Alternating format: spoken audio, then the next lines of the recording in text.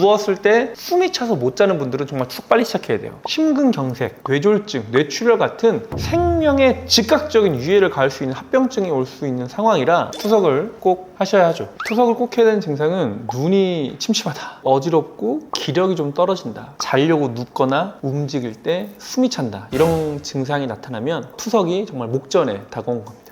이런 증상이 있을 때 투석을 꼭 해야 되는 이유는요, 그 증상을 개선시키기 위해서입니다. 눈이 침침하고 입맛이 없고 몸이 가렵고 숨이 차는 건 결과적으로 몸속에 노폐물이 많아서 생기는 증상이라 노폐물을 제거하는 투석 치료를 받으면 그 증상이 좋아집니다. 투석을 할 수 있는 기준은 몇 가지가 있는데요, 피검사 자체가 굉장히 안 좋을 때, 사구체 여과율이 8 이하면 증상이 없어 투석을 합니다. 왜냐면 응급으로 증상이 생겨서 큰일이 날 수 있거든요. 그때 영양 상태가 너무 안 좋거나 부종이 심해서 안 좋은 분들은 혈액 검사와 증상을 좀 결합을 해서 투석의 시점을 결정합니다. 투석을 해야 되는 가장 중요한 증상적 기준은요, 누웠을 때 숨이 차서 못 자는 분들은 정말 툭 빨리 시작해야 돼요. 잠을 못 잔다는 거는 어떤 거냐면요, 투석 받기 전에 몸에 수분이 빠져나가지 않으니까 붓거든요. 몸에 있는 물이 차요. 그 물이 폐에도 찹니다. 폐에 물이 차면 밑에 이게 찰랑찰랑 있거든요. 괜찮다가 낮에는 누우면 그 폐에 물이 등 뒤로 이렇게 깔리면서 폐의 기능이 다 떨어져요. 그래서 숨이 차는 거거든요. 이 정도가 되면 심근경색, 뇌졸중, 뇌출혈 같은 생명에 즉각적인 유해를 가할 수 있는 합병증이 올 수 있는 상황이라 투석을 꼭 하셔야 하죠. 그래서 긴급으로 투석을 하는 경우는 피검사를 했더니 칼륨이 너무 높게 나오는 경우, 칼륨이 너무 높으면 심근경색이 올 수 있거든요. 폐 부종이나 요독성 뇌병변이나 뇌막염이 요독증 때문에 오면 긴급으로 투석을 바로 해야 됩니다. 그리고 투석을 준비하는 계획적 투석의 시기는 사구체 여과율이 10에서 15 사이에서 증상이 생길 때, 그리고 증상이 없더라도 사구체 여과율이 5에서 7이면 투석 치료를 계획합니다. 이거는 한두 달 이내로 투석을 시작한다 라는 뜻이죠. 즉, 투석을 시작하는 기준은 피검사 결과와 내 삶의 증상을 적절히 고려해서 선택을 하게 됩니다.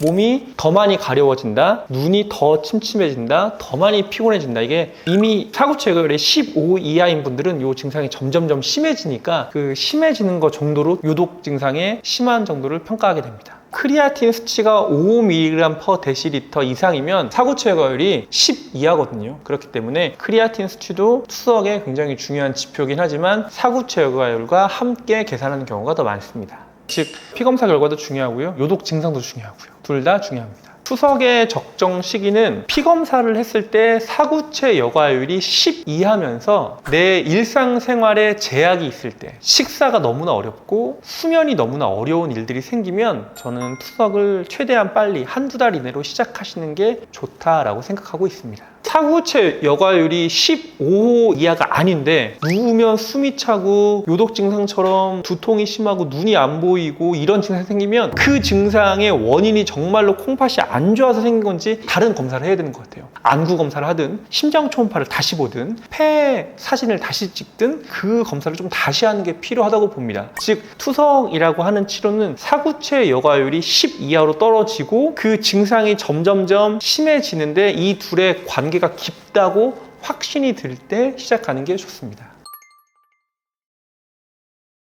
사람마다 좀 다르긴 한데요, 급성 신부전이라든지 특정한 원인 때문에 콩팥이 안 좋아서 말기 신부전에 있는 분들은 투석을 하면서 콩팥 기능이 회복돼서 투석을 좀 줄이는 분들이 계시긴 하지만 전체 환자의 한 80% 이상은 투석을 통해서 오히려 삶의 질이 좋아졌기 때문에 그 치료를 유지하는 경우가 더 많이 있습니다. 그래서 투석의 시기는 혈액검사 결과 크리아티닌, 사구체 여과율이 기준 이하로 떨어진 다음에 신장과 관련된 증상들이 생기면 두 가지를 함께 고려했을 때 투석의 시작 시점을 결정하게 됩니다.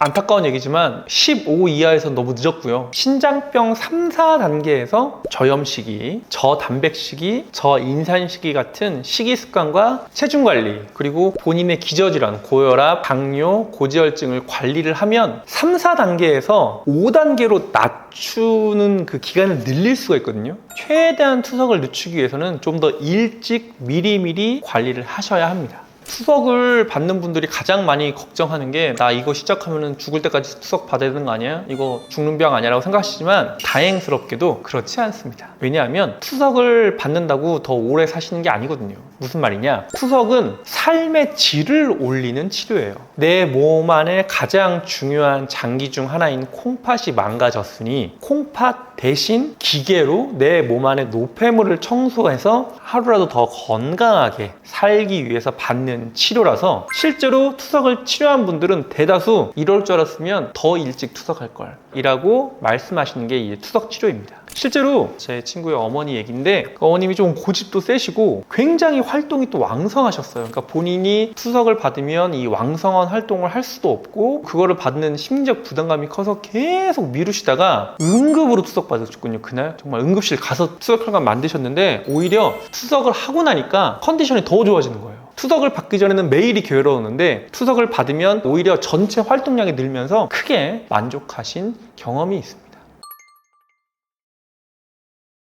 10년, 20년 전에는 이 투석 환자분들의 생존율이 좀 낮은 편이었는데 투석 환자의 생존율도 계속 최근 10년, 20년 사이 계속 올라가고 있는 상황이고요. 같은 콩팥이 안 좋은 말기 심부전 환자고 당뇨도 같이 있고 고혈압도 같이 있단 말이죠. 그러면 당연하게도 투석을 받는 분이 훨씬 더 생존율이 올라갔습니다. 즉 투석 자체는 삶의 질을 개선시켜 줄 뿐 아니라 투석을 받아야 되는 상황이 왔다면 투석을 안 받는 것보다 생존에도 좋은 영향을 줍니다. 그런데 이 연구에서 하나 지적한 바가 있는데요. 거동이 불편하고 일상생활이 다른 사람의 도움 없이 굉장히 힘든 분들에 한해선 투석을 하고 안 하고의 그 생존 이득이 그렇게 크지 않다라는 부분도 있었습니다.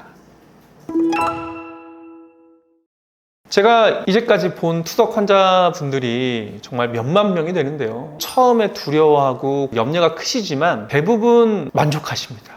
투석에 대한 두려움에 저온 치료를 받은 시기를 너무 늦추지 마시고요. 본인이 신장이 안 좋아져서 증상이 생겼다면 그 신장을 좋게 만드는 투석 치료를 꼭 받으시길 추천해 드리고요. 그게 아니라 아직 투석 받기 전, 콩팥이 많이 안 좋아지기 전에 계신 환자분들이 이 영상을 보고 계시더라면 지금 가지고 있는 기저질환을 잘 관리하고 식습관과 운동습관으로 생활습관을 교정하면 투석 기간을 더 늦출 수 있기 때문에 너무 불안해하고 걱정해하지 마시길 바라겠습니다. 지금까지 나은기력원장 김단이었습니다. 여러분의 건강한 투석 생활을 응원합니다.